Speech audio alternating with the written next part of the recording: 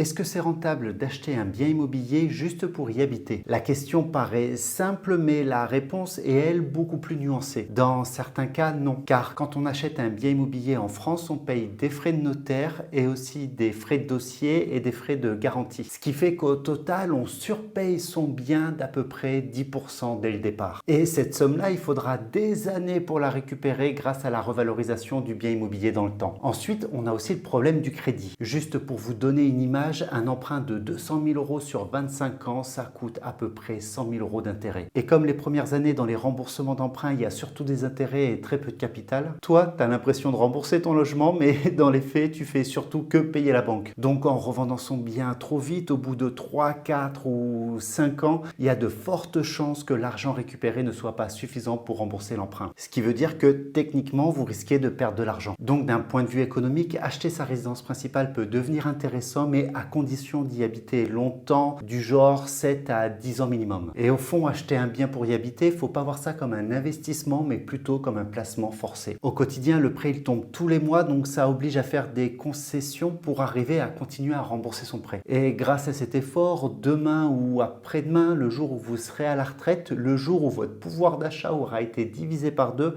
vous serez bien content de ne plus payer de loyer. Donc personnellement, oui, ça peut être intéressant d'acheter son logement, mais à condition d'y habiter longtemps. Et si vous cherchez un cas d'analyse complète sur l'investissement immobilier avec chiffres, rentabilité et comparaison bourse versus immobilier, je vous explique tout ça ici sur ma chaîne Bienvenue au cabinet. Et si vous vous posez la question,